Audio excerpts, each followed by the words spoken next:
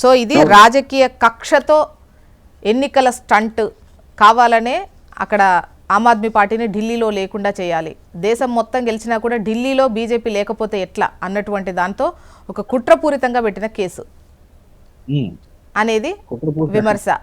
జ్యోత్స్న గారు, ముందుగా మీకు, ప్రేక్షకులకి, అదేవిధంగా ప్యానెల్లో ఉన్న మిత్రుడు దత్తాత్రేయ గారికి నమస్కారం.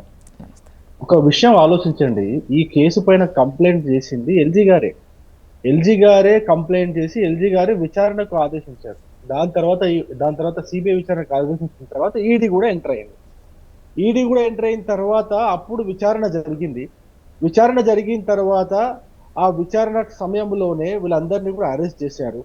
ఒక మంత్రిని, ఢిల్లీకి సంబంధించినటువంటి మంత్రిని దాదాపు సంవత్సరాల పాటు జైల్లో ఉంచారు. సుప్రీంకోర్టు కూడా ఈయనకు బెయిల్ ఇవ్వడానికి నిరాకరించింది. దాని తర్వాత ఢిల్లీ ముఖ్యమంత్రిని కూడా అరెస్ట్ చేయడానికి పోతే ఆయన సుప్రీంకోర్టు పోయిండు, నన్ను అరెస్ట్ చేయకుండా ఆపండి అని చెప్పి సుప్రీంకోర్టు పోతే అక్కడ కూడా ఆయనకు చుక్కెదురైంది. ఆయన అరెస్ట్ చేయడానికి, బెయిల్ ఇవ్వడానికి, అరెస్ట్ చేయకుండా ఉండడానికి కోర్టు ఒప్పుకోలేదు. దాని తర్వాత మీరు చూడండి, వీళ్ళు 2021లో ఈ మద్యం పాలసీని తీసుకొస్తే అందులో అవకతవకలు జరిగాయని చెప్పేసి ఎప్పుడైతే కేసు పోతుందని, అంటే కేసు అదవుతుందని చెప్పేసి తెలిసి వెంటనే 2022లో ఈ పాలసీని విత్డ్రా చేసుకున్నారు. ఇన్ని లోపాలు చాలా స్పష్టంగా కనిపిస్తా ఉన్నాయి. కవిత గారి విషయంలో కూడా వస్తే, ఆవిడ ఎన్ని ఫోన్లు తగలబెట్టింది, ఎందుకు తగలబెట్టింది? ఆవిడ కోర్టులో పోయిన తర్వాత కోర్టులో విచారణ జరిగినప్పుడు మరి ఆవిడ 6 నెలలు జైల్లో పెట్టిరు కదా, మరి జైల్లో ఎందుకు పెట్టిరు? వాళ్ళు కూడా బెయిల్ కోసం అప్లై చేసుకున్నారు కదా, అరెస్ట్ చేయకుండా అనేక సార్లు కోర్టుకు పోయినారు కదా, అయినప్పటికీ కూడా కోర్టులో జైల్లో పెట్టినారు కదా. పెట్టినప్పుడు మరి ఇవన్నీ ఏమీ లేకుండానే ఊరికేనే పెడతారండి ఎవరైనా ఒక ముఖ్యమంత్రిని? ఇప్పుడు రవికుమార్ గారు విచారణలో భాగంగా అదుపులోకి తీసుకొని విచారణ చేయడము, శిక్ష పడడం రెండు వేరుంటాయి. నేనేమంటున్నా, సంవత్సరంన్నర పాటు ఒక రాష్ట్ర మంత్రిని ఊరికేనే జైల్లో పెట్టరు కదా, మీ పాయింట్ అర్థం చేసుకోండి. పెడతారు. ఇంకోటి ఇదే మర్డర్ కేసు కాదు, ఇదే పెద్ద దేశద్రోహం కేసు కూడా కాదు, ఒక అవినీతి కేసు. అవినీతి కేసులో ఎంతవరకు ప్రభుత్వానికి నష్టం చేకూర్చడానికి వీళ్ళు ప్రయత్నం చేస్తుంటే అన్ని నెలలు, అన్ని సంవత్సరాలు వీళ్ళని జైల్లో పెడతారు. ఒకసారి మనం అందరం కూడా ఆలోచించాలి. సిబిఐ కోర్టు రవి గారు జైల్లో ఉన్నటువంటి టైము, తీర్పు అంటే శిక్షణ, విచారణ కోసం అదుపులో ఉన్నారా అనేది ఒకటి ఇంపార్టెంట్. విచారణ కోసం అదుపులో ఉన్నారు. బయటికి వస్తే సాక్షులను ప్రభావితం చేస్తారు, సాక్ష్యాలను తారుమారు చేసే అవకాశం ఉంటుంది. కాబట్టి వీళ్ళని బయటికి వదలకూడదని చెప్పేసి సిబిఐ కోర్టుకు ఆర్థించింది. కోర్టు సిబిఐ చేసినటువంటి అభ్యర్థులను ఓకే చెప్పి వాళ్ళని జైల్లోనే ఉంచింది. ఇది జరిగిన విషయం. అంత మాత్రాన అక్కడ ఏమి జరగలేదు, ఏమి కాలేదు, మేము కడిగిన ముత్యం అని చెప్పేసి వీళ్ళైతే చెప్పుకుంటున్నారో ఎట్లా చెప్పుకుంటారంటే నాకు అర్థం కాదు. అది ప్రజలకు తెలిసిపోయింది, వీళ్ళు ఖచ్చితంగా చేశారు. ఆ మద్యం కేసులో సంపాదించిన డబ్బుతోనే ఇప్పుడు కవిత గారు సపరేట్ పార్టీ పెట్టి ఒక మొత్తం రాష్ట్రం మొత్తం మీద క్యాడర్ని, రాష్ట్రం మొత్తం మీద పార్టీని నడిపించే స్థాయికి ఎదిగారనే చాలా స్పష్టంగా కనిపిస్తుంది కదండి మనకి. ఊరికనే అంటే పార్టీ పెట్టి పార్టీ నడిపించడం అంత ఆషామాషి విషయమా? అన్ని కోట్లు ఎక్కడ నుంచి ఖర్చు చేస్తారు? ఊరికేనే వస్తాయి డబ్బులు అవన్నీ. అప్పుడు చేశారు. ఒకప్పుడు ఆవిడ చిన్న అపార్ట్మెంట్ లో రెంట్కుండే అని చెప్పేసి చెప్పింది. దాని తర్వాత ఒక బంగ్లానే కట్టుకోగలిగింది. ఒకప్పుడు చేతి వాచి లేనటువంటి. ఇప్పుడు రవి గారు ఇక్కడ ఈ కేసు వెయ్యడమే రాజకీయ కక్షతో వేశారు అని అంటున్నారు. దానికి తగ్గ ఆధారాలు లేవు అని అంటున్నారు. ఇందులో నేరపూరిత కుట్ర లేదని కోర్టు అంటున్న దాన్ని, అంటే ఇక్కడ సిబిఐఏ సరిగా వాళ్ళకి సపోర్ట్ ఉందని అంటున్నారా మీరు, లేకపోతే కోర్టు ఇచ్చిన తీర్పును తప్పు పడుతున్నారా, లేకపోతే ఏ రాజకీయ నాయకుడి పైన కేసు వేసినా అది రాజకీయ కక్షతోనే వేశారంటారు.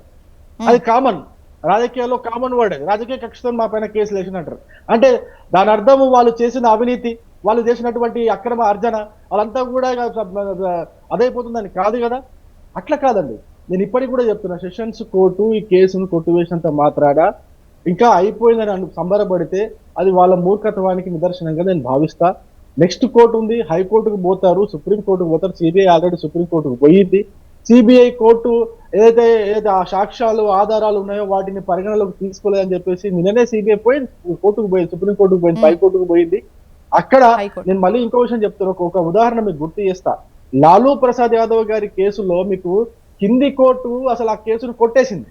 కింది కోర్టు ఆ కేసును కొట్టేస్తే హైకోర్టుకు పోయింది. హైకోర్టుకు పోతే అక్విటల్ అయ్యి ఆ శిక్షను ఖరారు చేసింది హైకోర్టు. మళ్ళీ హైకోర్టు నుంచి సుప్రీంకోర్టు పోయారు. సుప్రీంకోర్టు పోతే ఆ శిక్షను ఇంకా పెంచి ఇప్పుడు జైల్లో ఉన్నాడు ఆయన. అంటే కింది కోర్టు కొట్టేసినంత మాత్రాన న్యాయం నిరూపణ అయిపోయింది, మేము ద్రోవులం కాదు, మేము నేరం చేసిన వాళ్ళం కాదని చెప్పేసి మీరు అనుకుంటే అంత ఈజీ కాదు. ఇంకా ఉన్నది, ఇంకా ట్రయల్ ఏది, ఇంకా సినిమా ముందున్నది. సిబిఐ కోర్టు ఇచ్చినంత మాత్రాన హైకోర్టు లేదా, హైకోర్టు అయిపోయిన తర్వాత సుప్రీంకోర్టు లేదా, సాక్ష్యాధారాలు లేవా? అన్నీ ఉన్నాయి. అన్ని ఉన్నాక కూడా మీరు ఇంకా అయిపోయిందని చెప్పేసి, కడిగిన ముత్యం అని చెప్పేసి, కుట్ర చేశారని చెప్పేసి, బీజేపీ చేసిందని చెప్పేసి మాట్లాడుతున్నారు. ఇందులో అంటే మొదటగా మీరు మాట్లాడినప్పుడు లెఫ్టినెంట్ గవర్నర్ ప్రస్తావించినప్పుడు గవర్నర్ల వ్యవస్థతోనే ముఖ్యంగా మీకు వ్యతిరేకంగా ఉన్నటువంటి పార్టీలు కావచ్చు, రాష్ట్రాలకు సంబంధించి అధికారంలో ఉంటే ఈ వ్యవస్థతో మీరు ఇబ్బందుల పాలు చేస్తున్నారు, అందుకే ఆయన విచారణకు ఇచ్చారు అన్నటువంటిది కూడా ఒక విమర్శ. ఏమండి, ఒక విషయం గుర్తు చేస్తాను. ఢిల్లీలో ఈ కేసుని లెఫ్టినెంట్ గవర్నర్ గారి దాకా తీసుకుపోయింది ఎవరో తెలుసా అండి? కాంగ్రెస్ పార్టీ వాళ్ళు దీన్ని బయట పెట్టారు. మొదట్లో కాంగ్రెస్ పార్టీ వాళ్ళు బయట పెట్టి లెఫ్టినెంట్ గవర్నర్ కి కంప్లైంట్ ఇస్తే, దాని తర్వాత ఆ సంబంధిత శాఖ అధికారిని అడిగితే ఆయన మొత్తం వివరాలన్నీ తీసి ఎల్జీకి ఇస్తారు. అప్పుడు ఎల్జీ దీన్ని విచారణకు ఆదేశిస్తారు. మరి అన్ని సాక్ష్యాధారాలు అపోజిషన్ పార్టీ వాళ్ళు, కాంగ్రెస్ పార్టీ వాళ్ళు, ఆ డిపార్ట్మెంట్ హెడ్ అన్ని వివరాలు తీసుకున్న తర్వాతనే గవర్నర్ గారు విచారణకు ఆదేశించారు. కానీ ఊరికనే ఏదో వాళ్ళపైన పెడతారు. ఇంకోటి అట్లా పెట్టినా కూడా కోర్టులో వెంటనే నిలబడదు కదండి. కోర్టు నిలబడదు కదా. కోర్టు నిలబడింది 2021లో పాలసీ తీసుకొస్తే, 2023లో మంత్రిని అరెస్ట్ చేస్తే, 24లో ముఖ్యమంత్రిని అరెస్ట్ చేస్తే, 24లో ఒక ముఖ్యమంత్రి కూతుర్ని అరెస్ట్ చేస్తే, అవన్నీ ఊరికేనే అయితే అని ఇప్పటికి 2 సంవత్సరాలు అయిపోయింది. ఊరికేనే జైల్లో పెడతారా? ఊరికేనే అది చేస్తారా? ఎన్ని డబ్బులు, ఎన్ని లావాదేవీలు జరిగినాయి అనేది మొత్తం సాక్ష్యాధారాలు లేవా? కోర్టులో నిరూపితం కాలేదేమో, టెక్నికల్ రీజన్స్ వల్ల నిరూపితం కాలేదేమో, హైకోర్టుకి వెళ్తారు. అదే మీరు ఊరికే పెడతారా అంటే వాళ్ళు రాజకీయ కక్షతో పెడతారు అని చెప్పేసి అంటున్నారు, ఏదో నిరూపిద్దామని చెప్పేసి. ఏమండి మేడం జోష్న గారు, రాజకీయ కక్ష రాజకీయాల వరకే నడుస్తుంది. మళ్ళీ తీసుకుంటా దత్తాత్రేయ, నోట్ చేసుకోండి, డెఫినెట్ గా మీ వాయిస్ తీసుకుంటా. జుడిషియరీ దగ్గర నడవదు రాజకీయాలు, జుడిషియరీ దగ్గర నడవదు. రాజకీయాలు వేరు, జుడిషియరీ వేరు. జుడిషియరీ స్వతంత్రంగా పనిచేస్తుంది. జుడిషియరీ విధానం మన దేశంలో ఎప్పటి నుంచో స్వతంత్రంగా పనిచేస్తుంది.